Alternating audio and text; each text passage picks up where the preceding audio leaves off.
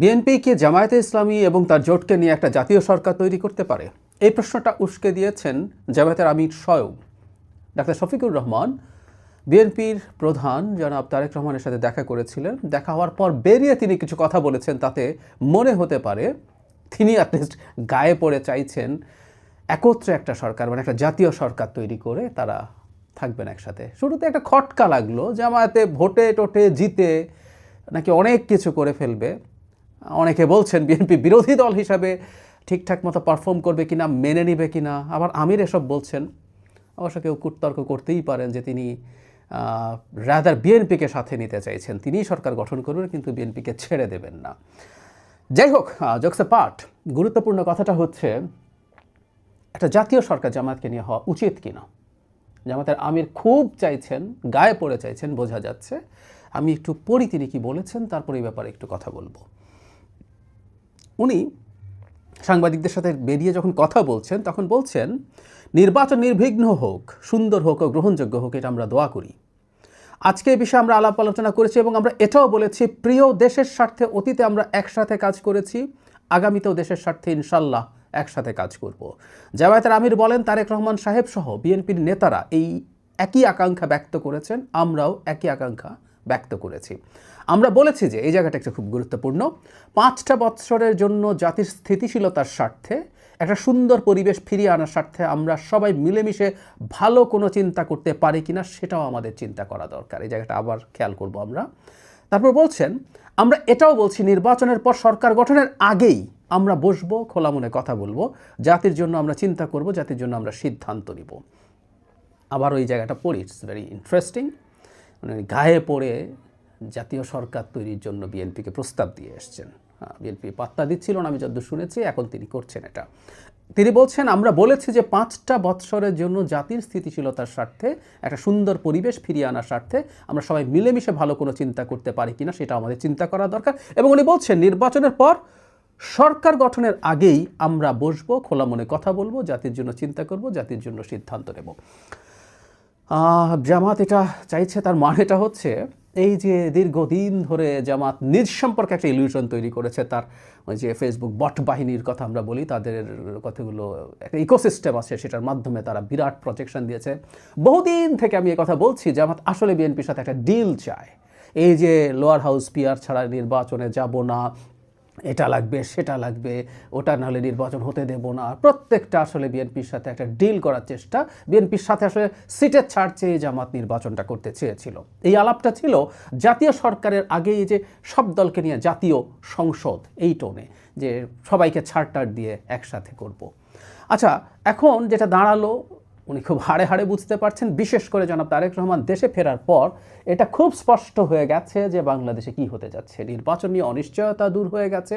তারা জামাত সহ আরও অনেকেই নির্বাচনের কথা মুখে বললেও তারা ভেতরে ভেতরে চাইছেন, এবং নির্বাচন বিরোধী যেসব কর্মকাণ্ড কীর্তিকলাপ হয়েছে অনেক কিছুর সাথেই তাদের ইনভলভমেন্ট ছিল, সেটা নাকচ হয়ে গেছে। এবং এটা এখন খুবই এভিডেন্ট, দেশের সবাই জনাব তারেক রহমানকেই দেশের ভবিষ্যৎ প্রধানমন্ত্রী মনে করছেন। বিএনপি খুব বড় বিজয় নিয়ে আসবে সেটাও মনে করছেন। এই প্রেক্ষাপটে জামায়াতে ইসলামী আসলে বিরোধী দল হিসেবে ফাংশন করতে চাইছে না।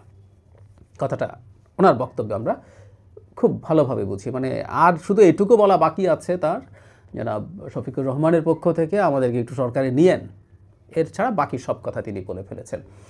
এখন তারা চাইছেন, এটা বিএনপি চাইবে কিনা আমি জানি না, বিএনপি চাওয়া উচিত কিনা বা এটা হওয়া উচিত কিনা সেটা নিয়ে আমরা আলাপ করব। কিন্তু আমার কাছে মনে হয় এই চাপটা আরও কারো কাছ থেকে, দেশ বিদেশ থেকে আসতে পারে।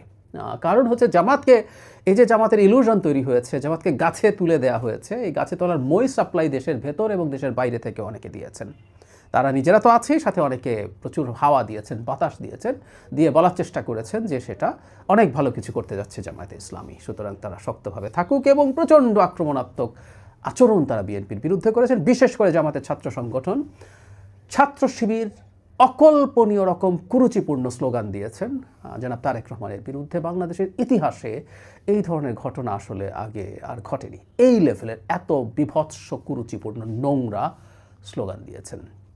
তাতে বোঝা যায় তাদের তখন বিরাট হ্যাডাম হয়েছিল, সেটা এখন ফেসে গেছে।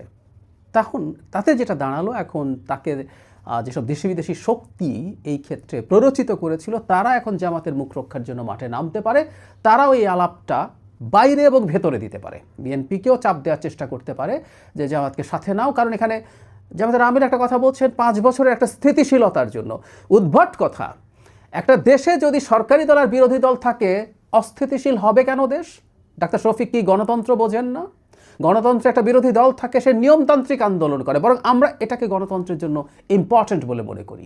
বিএনপি ক্ষমতায় গিয়ে দেশটাকে স্বর্গ বানিয়ে ফেলবে না, শতভাগ সহি সরকার চালাবে না, ওর অনেক ভুল হবে, অনেক জায়গায় অনেক রকম অনিয়ম হবে, চোখ বন্ধ করে বলে দিতে পারি। জনাব তারেক রহমান সর্বোচ্চ আন্তরিক আছেন, কিন্তু সেই পুরনো দল এবং পুরনো রাষ্ট্র ব্যবস্থার মধ্য থেকে কাজ করা কঠিন হবে।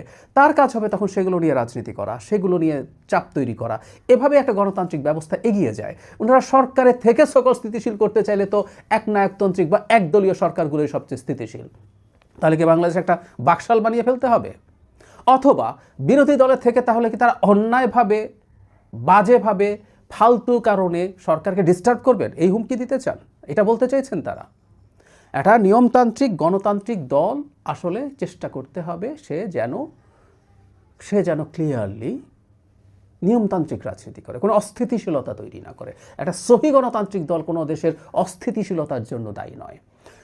সে বক্তব্য দেবে, সে আন্দোলন করবে, সে মিটিং মিছিল করবে সরকারের ইস্যু ভিত্তিক। কিন্তু একটা নির্বাচিত সরকারকে ডিস্টেবিলাইজ করার চেষ্টা যদি কেউ করে বা কথার মধ্যে যদি সেই হুমকি থাকে, এটা খুব ভয়ঙ্কর ব্যাপার।